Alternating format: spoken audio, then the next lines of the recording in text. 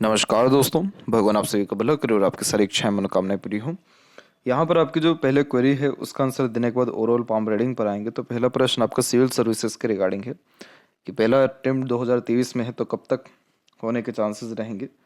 तो यहाँ पर सबसे अच्छी पहली बात तो ये देखने को मिले कि आपका फर्स्ट फिंगर का जो लेंथ है वो लॉन्ग है, और फर्स्ट फिंगर लेंथ यानी जुपिटर को रिप्रेजेंट करता है। और इस कंडीशन में आप जैसे जहाँ तक बहुत कम उम्र से अपनी जिम्मेदारियां बखूबी निभा पाने में सक्षम दिखाई देने लगते हैं। इस कंडीशन में रिस्पॉन्सिबिलिटी टेकिंग नेचर होने लगता है, नॉलेजेबल पर्सनैलिटी होती है, हाई थिंकिंग अप्रोच होती है। कभी किसी पर डिपेंडेंट होकर के काम करना, जीवन शैली बिताना आप जैसे जातकों के हित में होता ही नहीं या कर ही नहीं पाते। अगर कोई चीज़ खराब हो गई या कोई चीज़ आपके पास में नहीं है तो पहले खुद उसको हासिल करने की या ठीक करने की कोशिश करेंगे, फिर जाके किसी और से मजबूरन मदद मांगेंगे। लेकिन आगे से लेकर के मदद मांगना, दूसरों पर डिपेंडेंट होकर के काम करना, दूसरों के सहारे चलना, ये सब आपकी आदत में नहीं रहेगा। तो ये पहले से ही आपको यहाँ पर सेल्फ मेड बनाने की कोशिश कर रही है, और इस कंडीशन में कभी भी अपने थिंकिंग, डिज़ायर, ड्रीम इन सब के रिगार्डिंग कॉम्प्रोमाइज़ कर ही नहीं पाते। तो जितने भी अभी तक टॉप पोजीशन, अथॉरिटी या अच्छे लीडर या सिविल सर्विसेज में देखने को लोग मिले हैं जिनके अंदर सेल्फ रिस्पेक्ट बहुत रहा, या फिर खुद के दम पर उन्होंने बहुत कुछ हासिल किया या जिम्मेदारी अच्छी बखूबी निभाई, उन सब में फिंगर की लेंथ फर्स्ट फिंगर लॉन्ग थी। दूसरी एक अच्छी इंडिकेशन ये है कि माइंड लाइन भी लॉन्ग है। तो सीखने समझने, बातों को याद रखने की योग्यता प्लस हर बात के जड़ तक जाने की योग्यता भी आपके अंदर बहुत अच्छा है, क्योंकि माइंड लाइन डिक्लाइन होने के कारण इमेजिनेशन स्किल्स को ये डेवलप कर रहा है। तो इसीलिए आप जैसे जातकों में ऑब्जर्वेशन कैपेसिटीज़ को ये इंक्रीज कर देता है।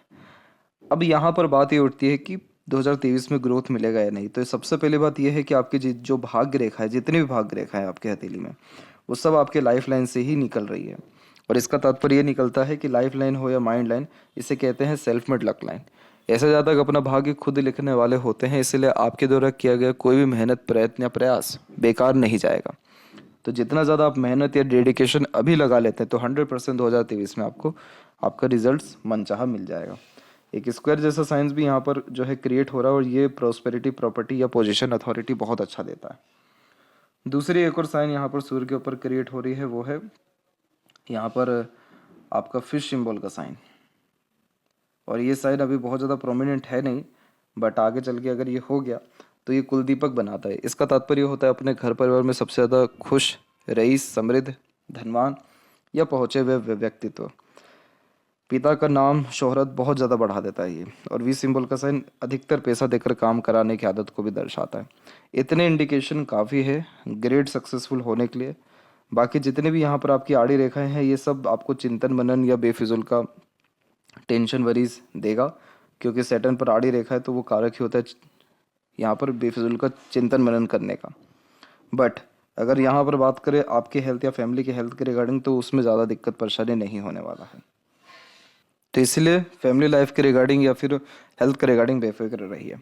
मैरिज होने की जो संभावना है, देखिए इस यूनियन लाइन के अकॉर्डिंगली बात करें तो ये 29 का एज दिखा रहा है। और यहाँ पर भी अगर हम सपोर्टिव लाइन की बात करें तो ये सब भी 28 एंड 9 का ही एज दिखा रहे हैं। तो इस पीरियड में आपके मैरिज होने के चांसेस बहुत ज़्यादा ब्राइट है। तो इसीलिए इन सब बातों से ऊपर उठ अभी तो आप अपने काम के ऊपर, अपने ध्यान के ऊपर, अपने संघर्ष के ऊपर ध्यान देवें, तो इन सारी चीज़ों से आपको लाभ मिलेगा। अर्थात आप डेडिकेटेड, ऑनेस्ट, लॉयल आप अपने आप के प्रति, अपने स्टडीज़ के प्रति होइए।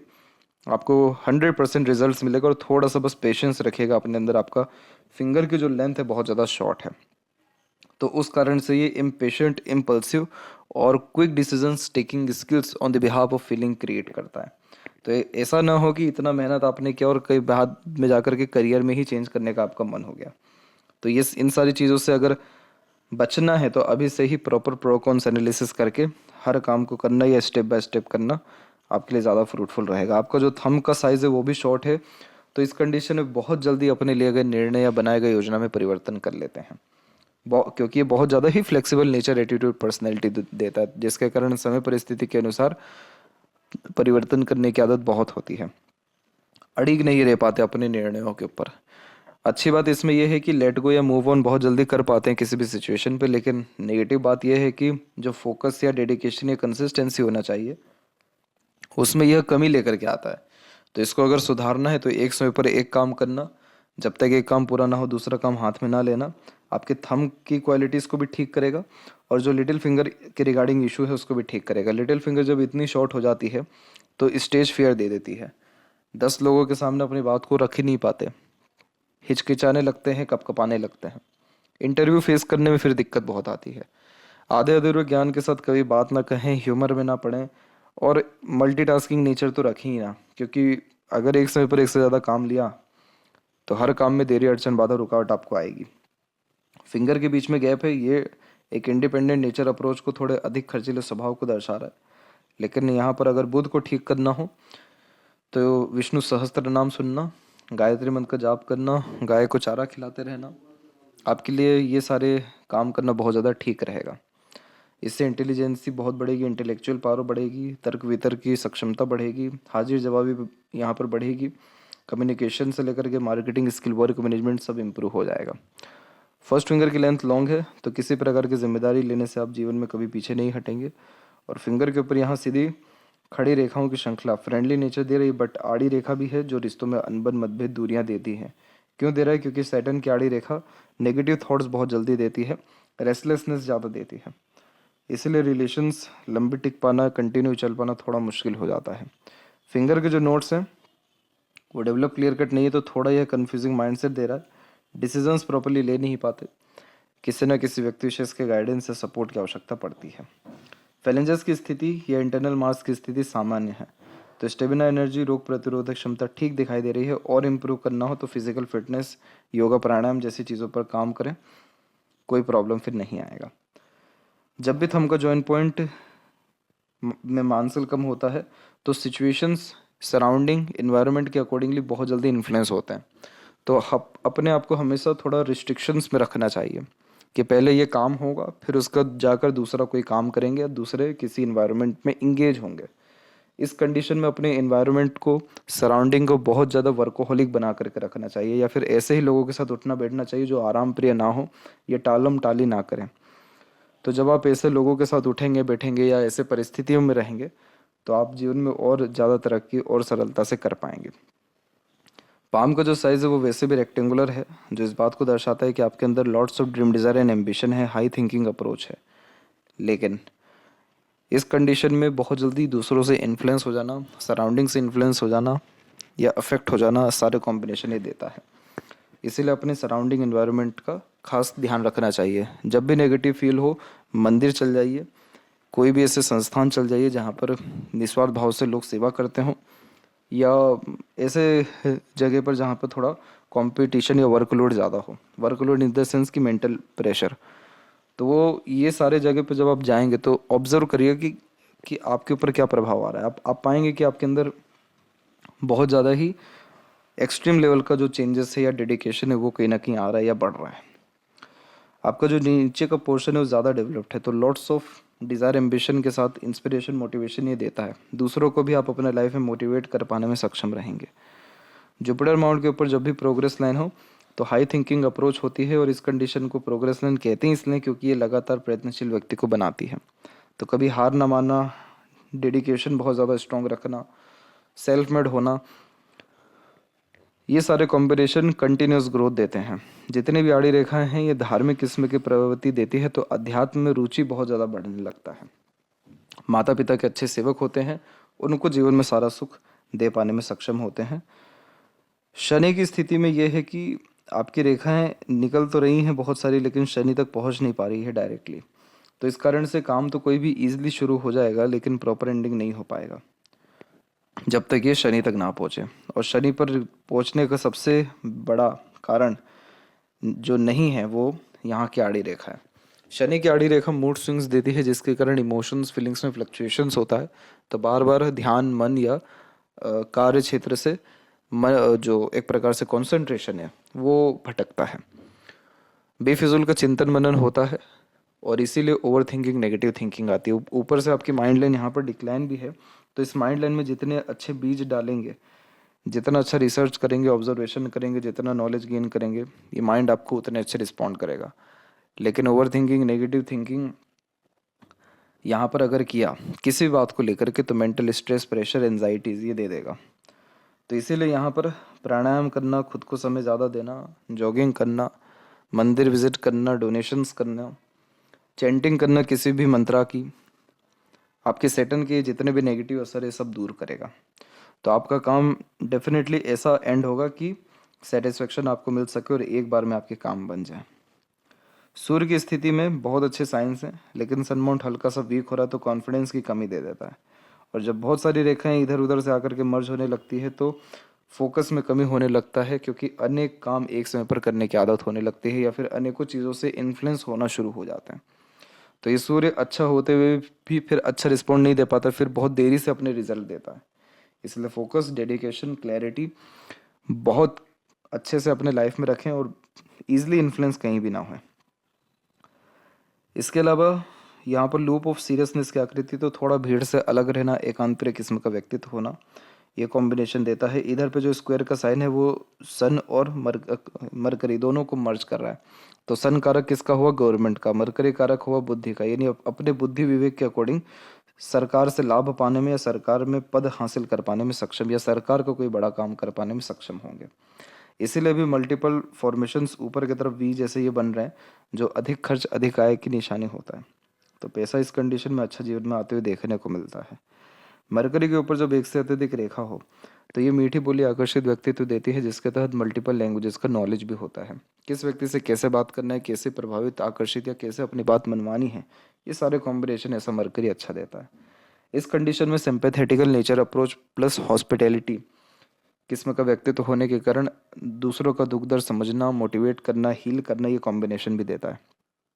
ये सारी चीज़ें और इम्प्रूव हो जाएगी अगर आप कम्युनिकेशन को और सुधार लें, आगे से रह करके कम्युनिकेट करें, शाइनेस के ऊपर काम करें, तो पाएंगे कि आपके अंदर जो बोल्डनेस है, सिंसेरिटी है और कॉन्फिडेंस है, ये सारी चीज़ें बढ़ रही हैं। हृदय रेखा यहाँ से सीधे निकल के आपके जुपिटर से मर्ज है, जो इमोशनल पर्सनैलिटी को क्रिएट करता है। इस कंडीशन में दिल से ज़्यादा सोचना, दिल के द्वारा अत्यधिक निर्णय लेना या इमोशन बेस्ड पर्सनैलिटी होना, दूसरों पर जल्दी ट्रस्ट कर लेना और निर्जीव वस्तुओं से भी जल्दी लगाव हो जाना, ये सारे कॉम्बिनेशन ये देता है। इमोशनल नेचर कभी ख़राब नहीं होता, लेकिन इमोशनल डिसीजंस लेना बार बार ख़राब हो जाता है, क्योंकि वो टेम्परेरी इमोशंस के बिहाव पर डिसीजन जो है लिए जाते हैं, जिससे कभी परमानेंट रिजल्ट मिल ही नहीं पाता। तो कोशिश करें यहाँ पर कि थोड़ा प्रैक्टिकलिटी और लॉजिकलिटी अपने अंदर बढ़ाएं। That's it.